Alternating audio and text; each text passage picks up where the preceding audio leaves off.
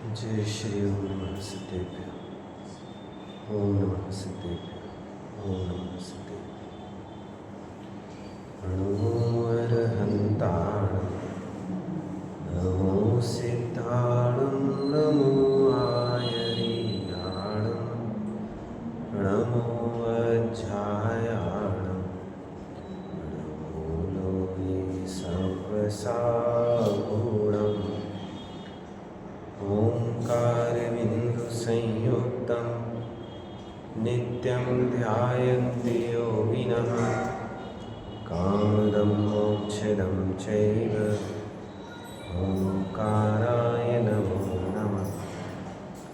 अविरलशब्दघनौघ प्रक्षालितसकलभूतलमदकलङ्का मुनिभिरुपासिततीर्थः सरस्वती हरति नो दुरिताम् अज्ञानतिमिरान्धानां ज्ञानाञ्जनशलाकया चक्षुरुन्मीलितं येन तस्मै श्रीगुरुवे नमः।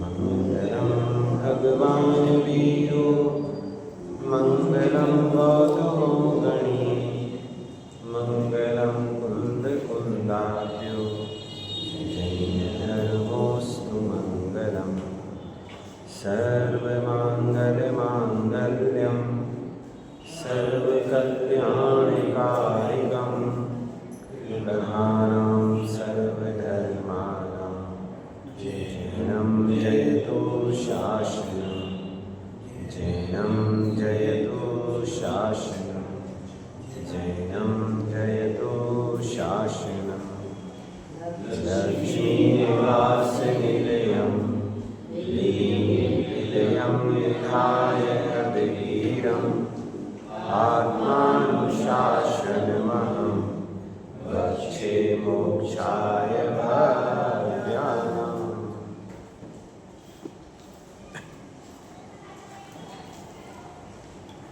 आत्मानुशासन नामक ग्रंथ है। आचार्य गुणभद्र स्वामी के द्वारा इसकी रचना हुई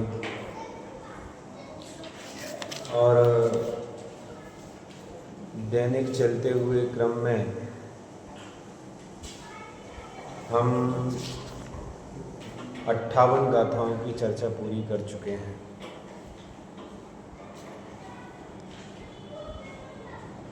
कल जो विषय हुआ था वह विषय मोह निद्रा के वश में जो प्राणी की दशा है इसके संबंध में बात हुई थी कि किस प्रकार से यह जीव मोह के वशीभूत होकर के और शरीर से अपनापन करके 4 गतियों में परिभ्रमण कर रहा है। जब यह जीव चारों गतियों में घूमता है तो चारों गतियों की चर्चा हुई थी कि भैया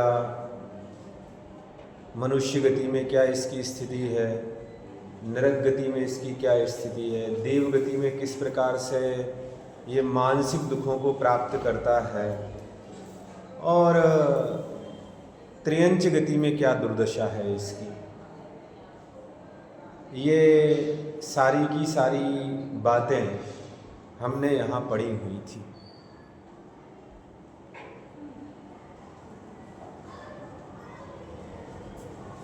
इसके बाद भी इतनी परिस्थितियां पढ़ने के बाद भी, अपनी दुर्दशा पढ़ने के बाद भी, समझने के बाद भी यह इस संसार से विरक्त होने का नाम नहीं ले रहा। शायद आप लोग जानते हो कि प्रारंभिक समय में, मतलब प्रारंभिक समय की बात करें तो जब पहला और दूसरा काल पूरा हो चुका था, तीसरा काल विद्याधरों का चल रहा था, और विद्याधरों के काल के बाद कर्म भूमियाँ प्रारंभ हो रही थी। उस समय लोगों से जब गलती होती थी ना, थोड़ी बहुत गलती होती थी, तो उनके लिए हा कह करके पुरकारा जाता, हा, जैसे अपन कहते ना ओ, और क्या कर दिया, ऐसे विद्याधरों के समय में हा कह के कहा जाता था। और यदि हा कह दिया ना, हा, तो यूँ समझ लीजिए कि बहुत बड़ा उसका अपमान हो गया, बहुत बड़ी गलती हो गई, तब जाके हा कहा जाता। फिर धीरे धीरे लोग उस हा के आदी हो गए। तो जब हा शब्द की कोई वैल्यू सी नहीं बची, तो फिर माँ शब्द आया। यदि माँ कह दिया तो यूँ समझ ले, माँ, माँ मतलब मत करो, माँ मतलब माँ नहीं, मम्मी नहीं, माँ मतलब माँ, मत करो, ऐसा मत करो, ये गलत है। तो वो भी फिर उसके बाद एक बहुत बड़ा अपराध सा हुआ। उसके पहले कोई भाषा नहीं थी क्या? नहीं, भाषा तो थी, गलतियाँ नहीं थी, भोग भूमि चल रही थी। उस समय भाषा नहीं, भाषा तो थी, बोलते थे लोग, लेकिन अन्याय नीति का व्यवहार नहीं था ना भैया। कल्प वृक्ष थे, भोग भूमियाँ चल रही थी, भोग भूमि में भाई जो वस्तु हमें मिल रही वही वस्तु आपको मिल रही, वही वस्तु भाभी जी को मिल रही, वो सबको मिल रही। कल्प वृक्ष से सारा का सारा काम हो रहा था, तो किसी प्रकार से कोई ईर्ष्या नहीं, कुछ नहीं, व्यवस्था चल रही थी व्यवस्था। धीरे धीरे जैसे जैसे काल का परिवर्तन आया, तो जब यूँ समझ लीजिए कि जैसे भाषा से दंड देना हो किसी को, तो वर्तमान में किन शब्दों का प्रयोग किया जाता है? जो दंडात्मक शब्द है ना, कठोर शब्दों का प्रयोग, वैसे ही कठोर शब्द हैं ये, हा, माँ। और जब हा माँ का चलन प्रचलन में आ गया, जब इनसे लोग सुन सुन करके आदी हो गए, तो तीसरा शब्द आया धिक। धिक मतलब ये तीन शब्द ऐसे थे कि यदि किसी जीव के लिए कह दिए गए तो वो जीव मतलब शर्मसार, शर्मिंदा, उसकी कोई वैल्यू सी नहीं है, उसने बहुत बड़ा अपराध कर दिया, ऐसी स्थिति थी। धीरे धीरे काल आगे बढ़ा, काल का परिवर्तन हुआ, हामादिक से आगे चीज़ें निकली, फिर और बड़ा दंड विधान आया, राजा के सामने खड़ा कर दिया जाता था, कारागृह बने, फिर धीरे धीरे ये चीज़ें बढ़ती चली गई। सामान्य से शब्दों से अपने आप को अपराधी महसूस करने वाला व्यक्ति इतना कठोर हो गया है आज के समय में कि अब कुछ भी कर लीजिए, किसी भी प्रकार से पश्चाताप जैसा शब्द नहीं है उसके पास। अब तो मतलब यूँ समझ लीजिए कि व्यक्ति इतना निष्ठुर हो गया है, क्या होगा? फांसी लगेगी, क्या होगा? जेल में डाल देंगे, क्या होगा? देश निकाला दे देंगे, घर से निकाला दे देंगे। मतलब इतना निष्ठुर हो चुका है ये जीव कि अब बड़ी सजाओं से भी ये डरने वाला सा नहीं है। तभी जाके तो, अन्यथा की दृष्टि में आप एक बात का विचार कीजिएगा कि जो भारतीय न्याय संहिता है, उसमें सभी चीज़ों के लिए दंड विधान है कि नहीं है, कि क्या गलती करेंगे तो क्या सज़ा मिलेगी, क्या गलती करेंगे तो क्या सज़ा मिलेगी, और फांसी तक की सज़ा है कि नहीं है। उसके बाद भी वो फांसी की सज़ा होने वाली जो गलती है, वो भी गलती लोग कर रहे हैं कि नहीं कर रहे हैं। मतलब कितने निर्दयी, कितने निर्लज्ज कि इस प्रकार की गलतियां किए जा रहे हैं। इसके बाद भी उसको समझ में नहीं आती, उनको समझ में नहीं आती है। हमारे लिए भी आचार्य भगवान ये समझाते हैं कि भैया कब तक इस पर्याय की संगति करके दुखी होते रहोगे, कब तक दुखी होते रहोगे? तुम्हारी समझ में नहीं आ रही है ये चीज़, तुम दुखी नहीं हो क्या? तुम्हें दुख नहीं लगता है क्या? यदि थोड़ा बहुत भी दुख नज़र आता है, थोड़ा बहुत भी दुख लगता है, तो इस पर्याय के प्रति का जो राग है उस राग को छोड़ने का प्रयास करो, छोड़ने की व्यवस्था देखो भैया कि क्या हो सकता है।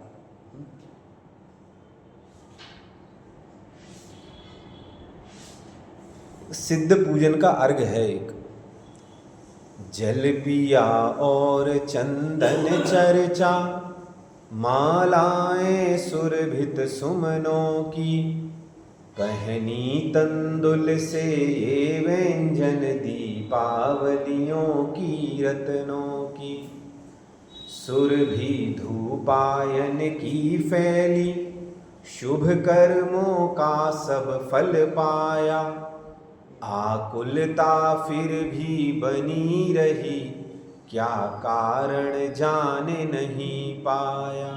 क्या लिखा? आकुलता बनी हुई है, शुभ और अशुभ दोनों परिस्थितियां चल रही हैं, दोनों परिस्थितियां चल रही हैं, और दोनों परिस्थितियों के कारण ये जीव आकुलित व्याकुलित हो रहा है, आकुलित व्याकुलित, दुखी हो रहा है, दुखी। सुखी कब हुआ? सुखी कब हुआ? जब दृष्टि पड़ी प्रभु जी तुम पर, मुझको स्वभाव का भान हुआ, सुख नहीं विषय भोगों में है, तुमको लख यह सद ज्ञान हुआ। कि हे जिनेंद्र परमात्मा, जैसे ही आपके ऊपर दृष्टि गई है और मुझे इस बात का भान हो गया कि इस संसार में कोई रंच मात्र भी सुख नहीं है, सुख नहीं विषय भोगों में है, तुमको लख, लख मतलब देख करके, ये सच्चा ज्ञान हुआ है। और जब ये सच्चा ज्ञान हुआ तो फिर क्या स्थिति बनी? जल से फल तक का यह वैभव, मैं आज त्यागने हूँ आया, होकर निराश सब जग भर से, अब सिद्ध शरण में मैं आया। कि अब जब ये बात समझ में आ गई कि भैया जल से फल तक का 8 अर्घ होते हैं ना, 8 अर्घ, और 8 अर्घों में जो एक एक अर्घ समर्पित करते हैं, उन 8 अर्घों में हम चर्चा किस बात की करते हैं? बोलो किस चीज की करते हैं? जन्म जरा को नाशने की, संसार रूपी ताप को नाशने की, अक्षय पद को प्राप्त करने की, काम बाण को विनाश करने की, क्षुधा रोग को नाश करने की, इन्हीं चीज़ों की चर्चा करते हैं ना। मोह को नष्ट करने की, 8 कर्मों के अभाव की, मोक्ष को प्राप्त कर, यही चर्चा करते हैं ना, यही चर्चा। तो जल से फल तक का, जल से लेकर फल तक जितनी कामनाएं की, जल से फल तक की जितनी इच्छाएं की, ये सब त्यागने के लिए तैयार हूँ। सारी हमें जन्म मरण का अभाव, सारी की सारी संसार ताप, जितनी भी चीज़ें हैं, जल से फल तक का यह वैभव मैं आज त्यागने हूँ, छोड़ने के लिए तैयार हूँ। क्यों छोड़ने के लिए तैयार हूँ? क्यों? क्योंकि भाई साहब सिद्ध शरण में आया हूँ ना, सिद्ध भगवान की शरण में आया हूँ ना, होकर निराश जग भर से। भाई साहब इतनी चीज़ें इकट्ठी की हैं, इतनी पर्यायें प्राप्ति की हुई हैं, इतनी दुर्दशा हुई है कि क्या ना बताएं। बोलो इतनी पर्यायें प्राप्त की हैं नरेंद्र भाई साहब, कितनी पर्यायें प्राप्त की हैं? तो इतनी पर्यायें प्राप्त की हैं कि आज तक हम पर्यायों से रहित कहाँ हुए? बोलो कहाँ हुए पर्यायों से रहित? देह से रहित हुए हैं क्या हम शैलेंद्र भाई साहब?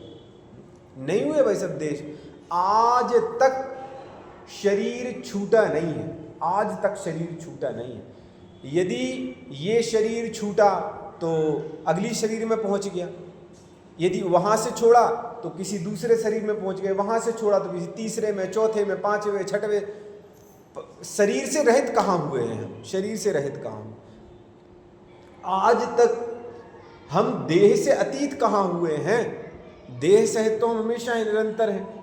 अब कोई ज्ञानी जीव गए कि क्या बात करते हो, इस शरीर से छोड़ करके दूसरे शरीर, तो शरीर छोड़ना हुआ कि नहीं हुआ? तो शरीर छूटा कि नहीं छूटा? नहीं छूटा भाई साहब,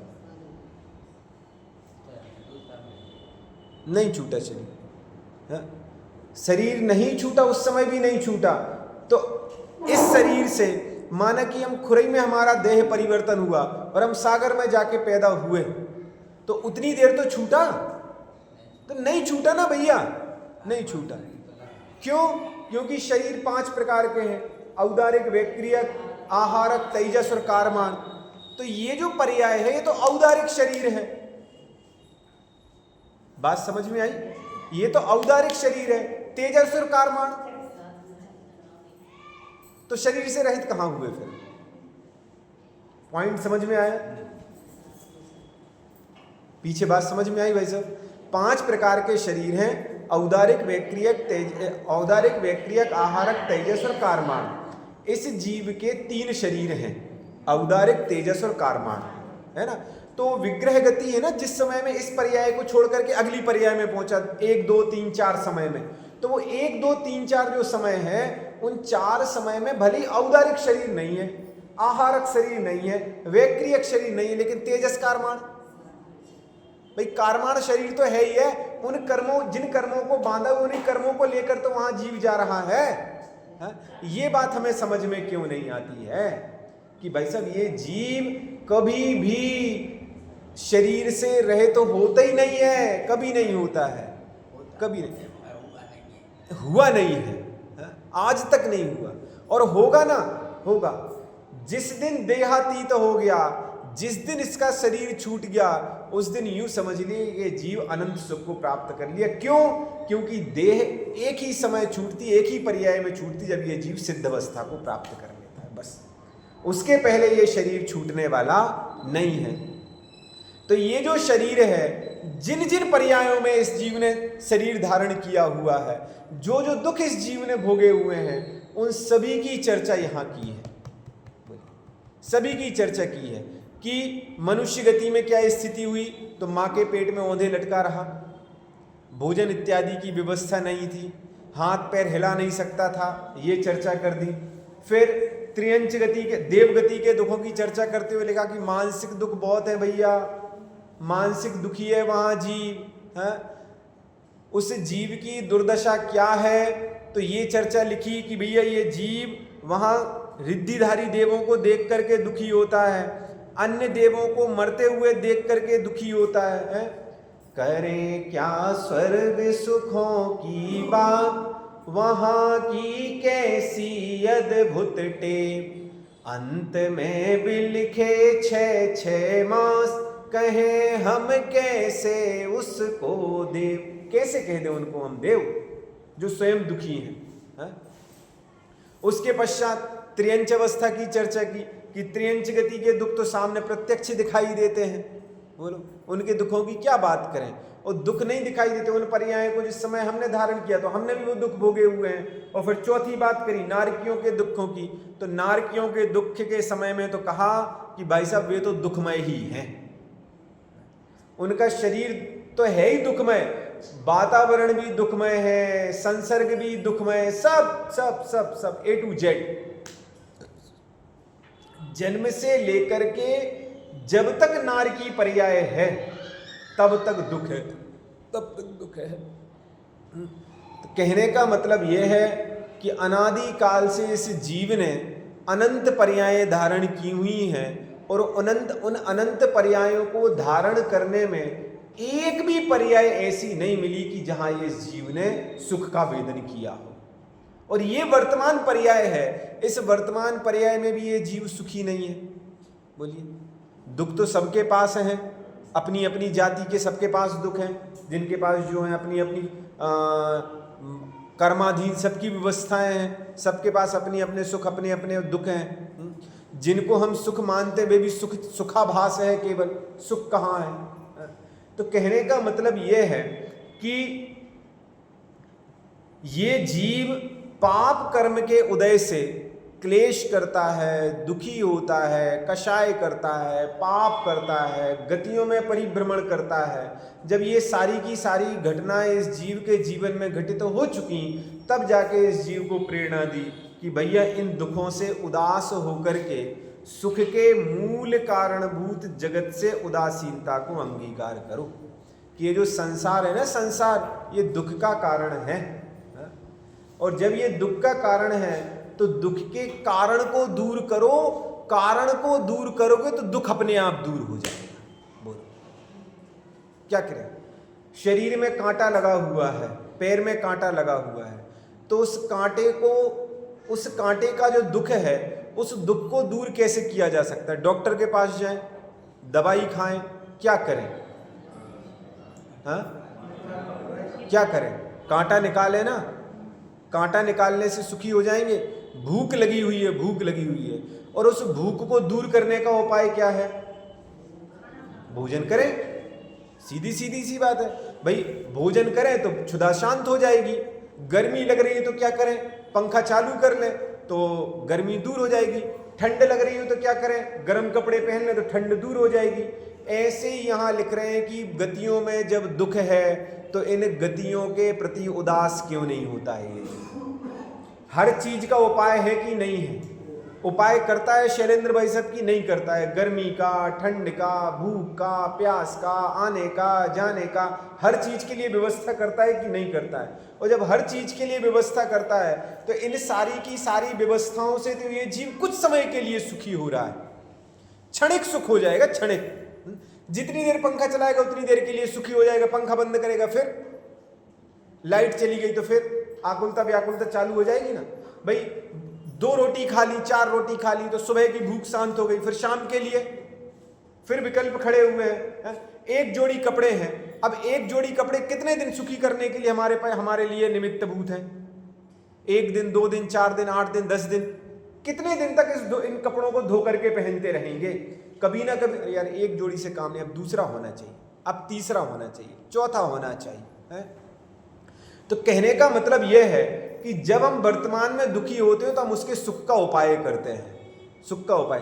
तो हमें इन चीजों का दुख तो दुख दिखाई देता है, शरीर का दुख दुख नहीं आभासित होता है कि हम शरीर से दुखी हैं। और जब शरीर से हम दुखी दिखाई देते हैं, इन गतियों में हमें दुख दिखाई देता है, तो कितनी अच्छी प्रेरणा यहाँ दी हुई है कि भैया इन दुखों से उदास होकर सुख के मूल कारणभूत जगत से उदासीनता को अंगीकार करना भाई। कि जब ये संसार दुख का कारण है तो इस संसार के प्रति उदासीनता रखो।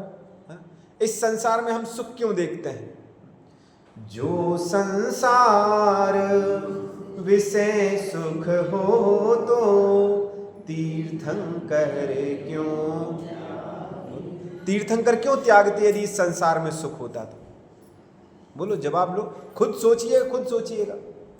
उनके राजपाट में, उनके वैभव में कोई कमी थी क्या? कोई कमी नहीं थी। उसके बाद भी उन्होंने उस सारे के सारे राजपाट को त्याग करके निर्ग्रंथ अवस्था अंगीकार करना ज्यादा उचित समझा। क्यों? क्योंकि वो अवस्था ऐसी अवस्था थी कि राजपाट में सुख का आभास तो था, सुखाभास तो था, लेकिन असली सुख नहीं था। वो अनंत सुख नहीं था जो अनंत सुख अरहंत और सिद्ध अवस्था में है। वो सुख नहीं था जो निर्ग्रंथ अवस्था में है। इसीलिए उन्होंने उस सारे के सारे राजपाट को छोड़ करके निर्ग्रंथ अवस्था अंगीकार करना स्वीकार किया, क्योंकि उनके लिए क्षणिक सुख नहीं चाहिए था, शाश्वत सुख चाहिए था। और यदि हम भी शाश्वत सुख के लिए तैयार हैं, हमें भी अपने जीवन में अनंत सुख चाहिए, अनंत काल के लिए सुख चाहिए, अरहंत सिद्ध अवस्था चाहिए है, तो उसके लिए हमें संसार से उदासीन होने की वृत्ति अपनानी पड़ेगी, संसार से उदासीन होना पड़ेगा। यदि संसार से विरक्ति हम नहीं लेंगे, संसार के प्रति का राग हमारा समाप्त नहीं होगा, तो हम केवल पर्याय अंगीकार करते रहेंगे। हम केवल विचार करते रहेंगे हमें संसार से पार होना है, लेकिन पार होने के लिए हमने तैयारी क्या की है, हमने काम क्या किया हुआ है? इस बात के संबंध में थोड़ा सा विचार कीजिएगा। और यदि इसका उत्तर मिल जाता है कि हाँ हमारी तैयारी है, तो तैयारी सच्ची है। यदि सच्ची है तो फिर संसार से विरक्ति का काम क्या किया है? और यदि नहीं है तो फिर प्रश्नवाचक चिन्ह हमारे ऊपर खड़ा हो जाता है। इसका मतलब हमारी तैयारी अधूरी है, अभी हमारी तैयारी नहीं है। भैया तो क्या करें? संसार से उदास होने के लिए क्या करें? संसार के दुखों को समाप्त करने के लिए क्या करें? आपने तो कह दिया कि मोह निद्रा के वश हुए प्राणी की दशा की स्थिति तो कर दी, चारों गतियों की चर्चा तो कर दी, अंत में ये भी लिख दिया कि सुख के मूल कारणभूत जगत से उदासीनता को अंगीकार कर। तो हम चल तैयार हैं उदासीनता को तो करें क्या, उदासीन होने के लिए करें क्या। तो फिर देखो अगली गाथा लिखी कि शरीर की बंदी ग्रह से तुलना की। किससे तुलना की? बंदी ग्रह। बंदी ग्रह तो सब समझते हैं, जेल। जेल शरीर क्या है?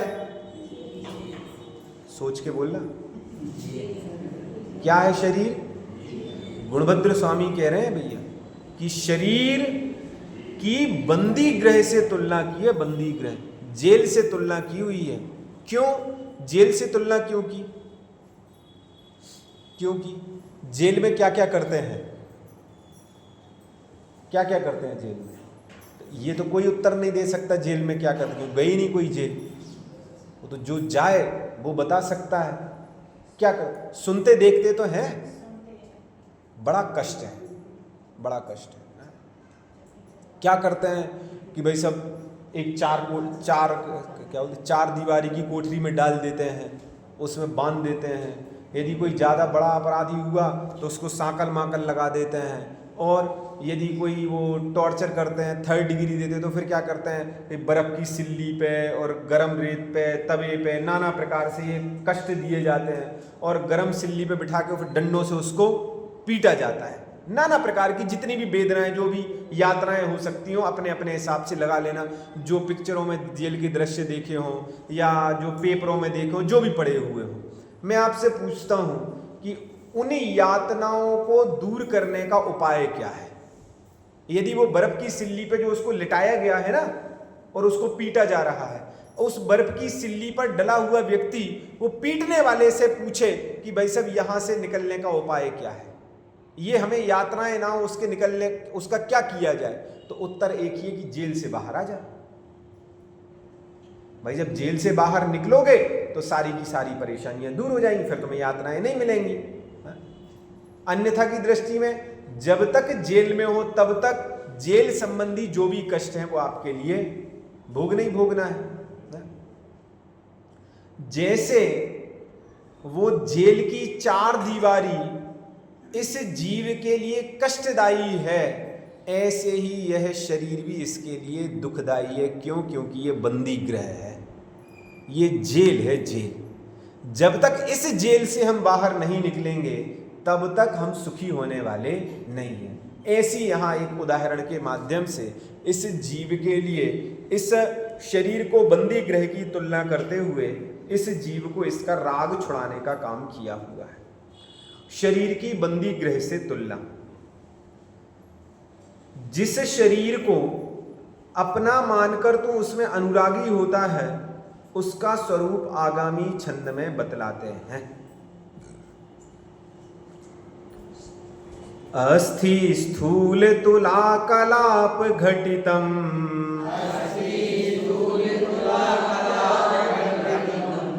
नद्यम शिरा स्नायुभिः,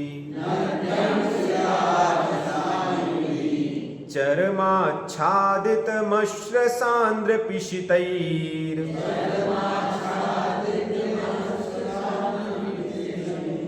चर्माच्छादितमश्रसान्द्र पिशितैर्,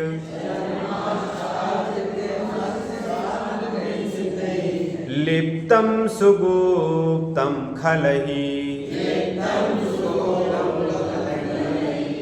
कर्मारातिभिरायुरुद्घ्नगिला,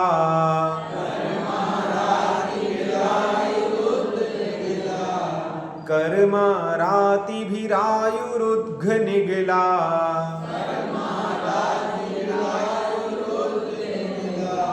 लग्नं शरीरालयम्,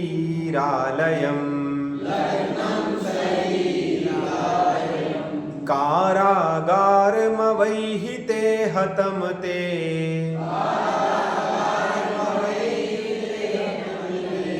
कारागारमवैहिते हतं ते,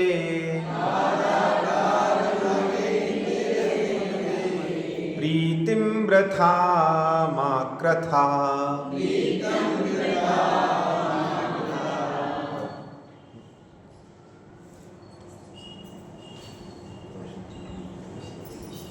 हतमते प्रीतिम वृथा मा कृथा। हतमते, हतमते मतलब हतमते अज्ञानी, जिसकी जो बुद्धि है ना वो बुद्धि विपरीत हो गई है, विपरीत बुद्धि वाला। और ऐसा हतमते अर्थात पागल व्यक्ति प्रीतिम वृथा, वृथा प्रीतिम, वृथा प्रीति करता है, वृथा राग करता है।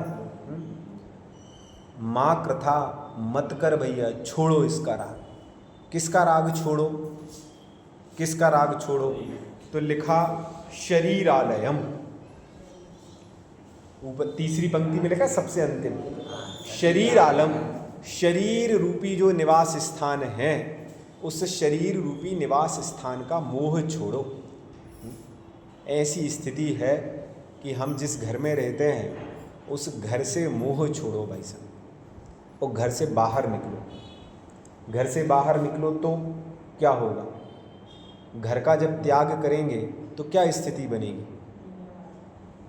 राग द्वेष छूटेगा, वीतरागता की स्थिति बनेगी, निर्ग्रंथ अवस्था आएगी, मुनि अवस्था आएगी।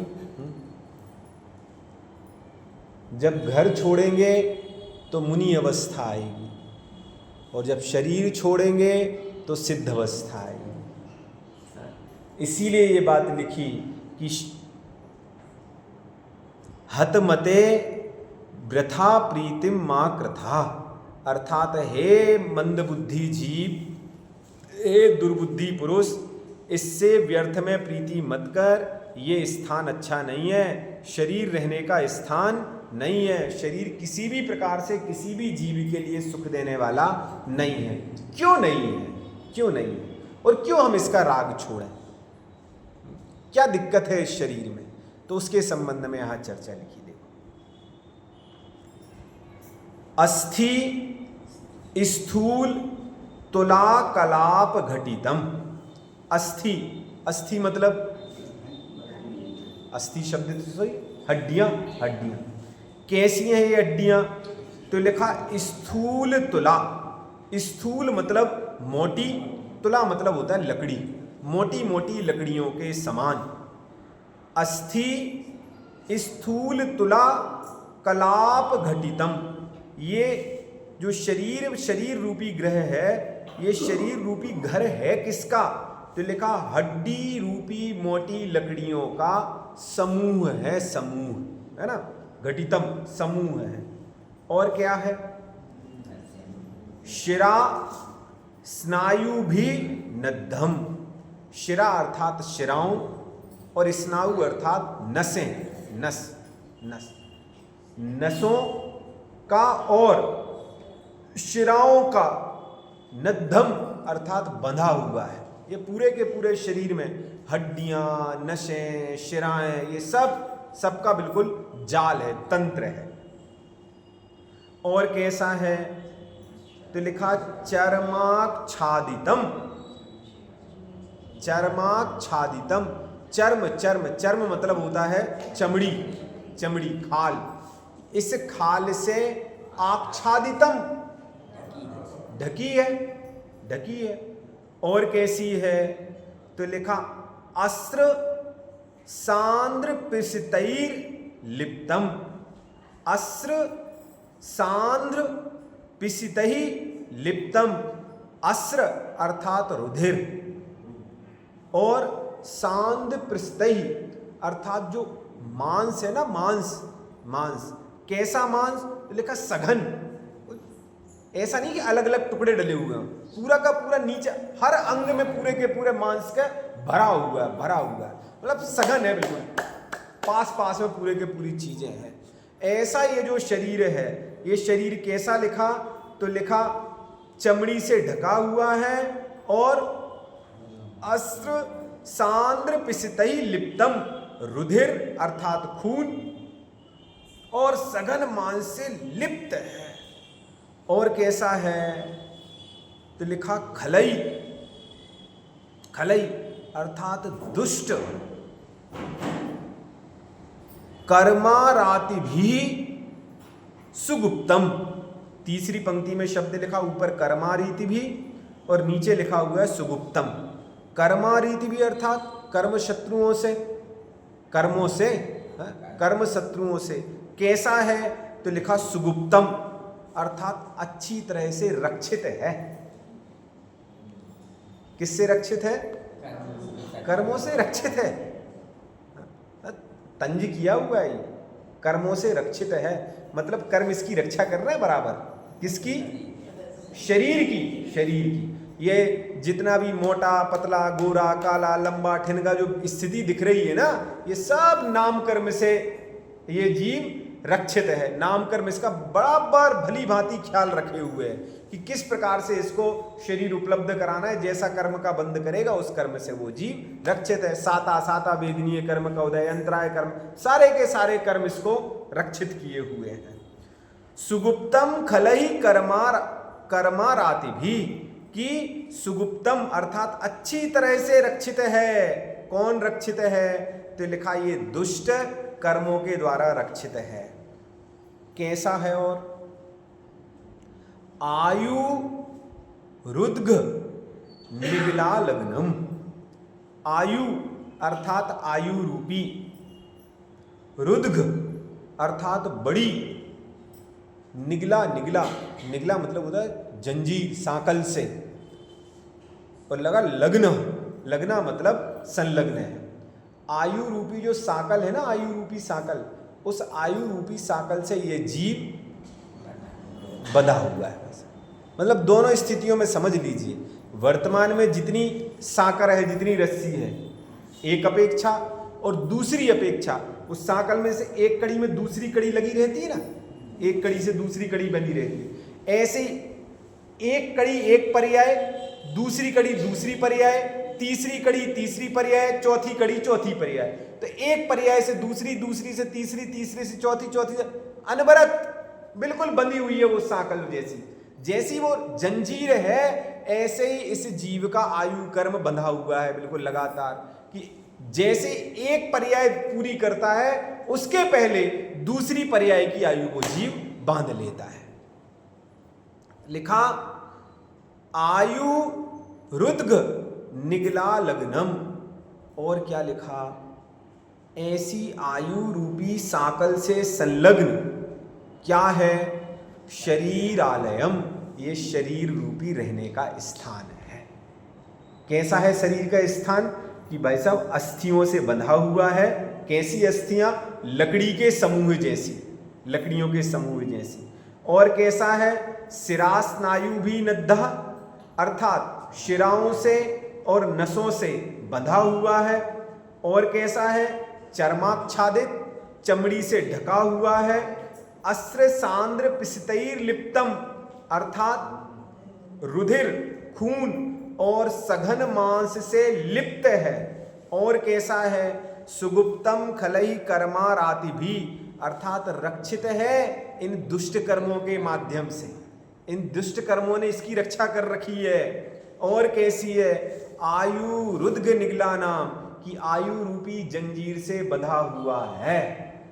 कौन बंधा हुआ है? ये जीव बंधा हुआ है। कहाँ बंधा हुआ है? तो लिखा शरीर आलयम, शरीर रूपी स्थान, निवास स्थान से ये जीव बंधा हुआ है।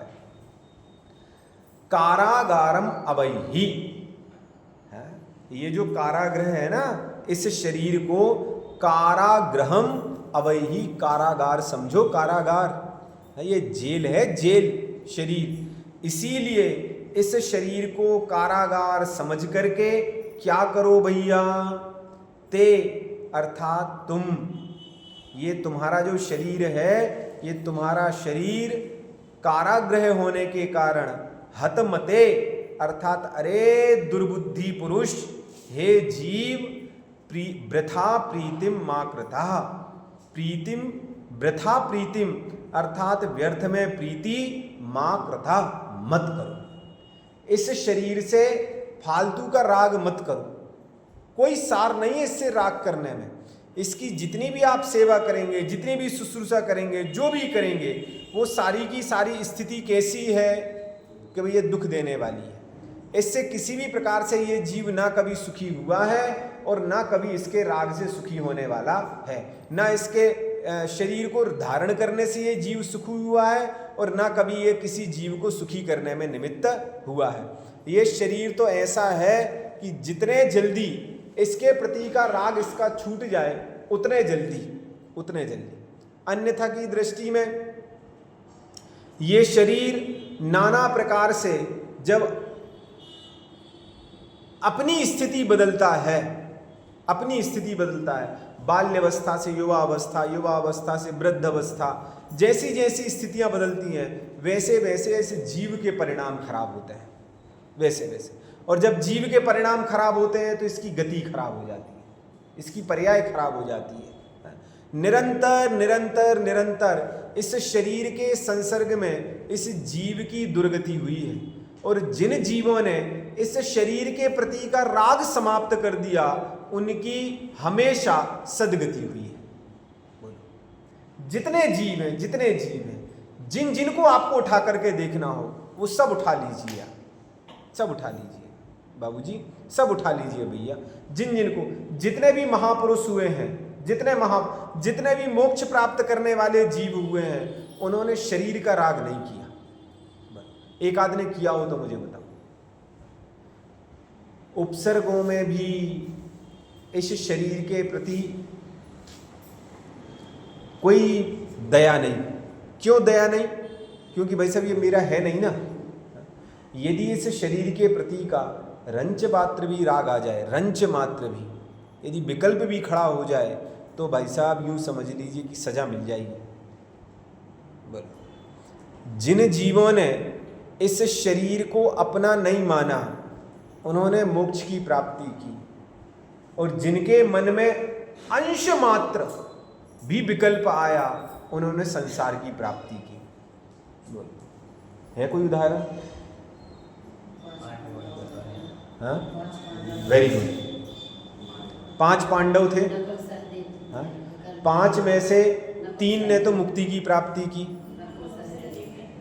5 के साथ जो घटना घटित हुई थी वो एक सी हुई थी कि नहीं हुई थी? एक सी हुई थी। 5 के 5 पांडव जो ध्यानस्थ अवस्था में थे, आत्माराधना में संलग्न थे, तो 5 को एक सी आभूषण पहनाए गए थे, पैर में, हाथ में, गले में, सब जगह पहनाए गए थे। लेकिन 3 पांडव ऐसे थे कि जो उस चीज से प्रभावित नहीं हुए। ना अर्जुन हुए, ना युधिष्ठिर हुए और ना भीम हुए। जब वो प्रभावित नहीं हुए तो उन्होंने क्या किया? क्या मिला उनके लिए? सिद्ध अवस्था मिली, मुक्ति मिली। और वो जो 2 नकुल और सहदेव थे, उन नकुल और सहदेव ने रंच शरीर का विकल्प नहीं किया था ना जी, शरीर का विकल्प नहीं किया था। इन मुनिराजों का क्या होगा इनका? ऐसे उपसर्ग के काल में बस इतना सा विकल्प और 33 सागर की जेल, इतना सा विकल्प। अन्यथा की दृष्टि में, अन्यथा की वो तो देखो जो होना है सो वो होना ही है। सर्वार सिद्धि में जाना था, अभी एक भाव और बाकी था उनका, तो कैसे चले जाते हो? लेकिन यदि ऐसा नहीं होता तो आज वे भी मुक्ति में होते। सोचो, जब एक विकल्प 33 सागर के लिए रोक सकता है तो हमारे पास तो विकल्पों का पुलिंदा है। बोलो नरेंद्र भाई साहब, पवन भाई साहब, विकल्पों का पुलिंदा है, पुलिंदा ढेर है, ढेर। जब एक 33 सागर की जेल में डाल सकता है तो हमें तो कितनी बड़ी जेल। सोचो उसके लिए कितना तप करना पड़ेगा। क्यों? क्योंकि यदि हम तप के कर्म निर्जरा के भरोसे रहेंगे तो फिर तो जैसे जैसे काल पकेगा वैसे वैसे निर्जरा होती रहेगी। हमें तो भाई सब जबरदस्ती कर्मों को खिराना पड़ेगा, जबरदस्ती पकड़ के कर्मों को बुलाना पड़ेगा और खिराना पड़ेगा, तब जाके मुक्ति होगी। अन्यथा की दृष्टि में यदि स्वयमेव होने लगा ना, स्वयमेव के चक्कर में रहे कि जब जैसे कर्म झरने होंगे झर जाएंगे, मोक्ष चले जाएंगे, तो हो गया काम। फिर तो जब एक विकल्प सर्वार सिद्धि ले जा सकता है और फिर अभी भी सर्वार सिद्धि में, ऐसा नहीं कि अब मोक्ष चले, अभी भी सर्वार सिद्धि में, कब आकर जाके मोक्ष मनुष्य गति प्राप्त करेंगे? पुरुष पर्याय में आएंगे, मतलब अगला भाव तो नियम से मुक्ति प्राप्त करनी है, लेकिन कब आएंगे और कब मोक्ष जाएंगे? बोलो कितना लंबा।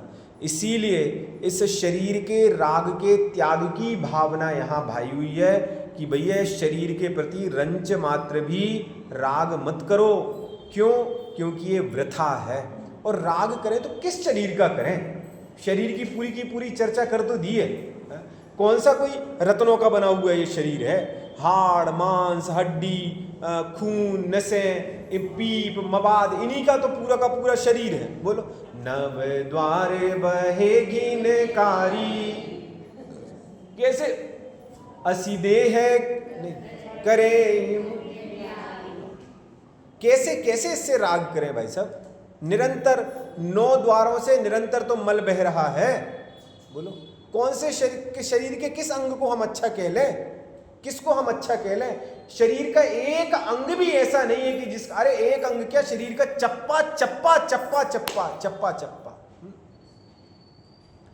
इस देह के संयोग में जो वस्तु पल भर आएगी, वह भी मलिन मल मूत्रमय दुर्गंधमय हो जाएगी। जो वस्तु इस शरीर के संसर्ग में आएगी वो भी अपवित्र। क्यों हो जाएगी भैया? क्यों हो जाएगी?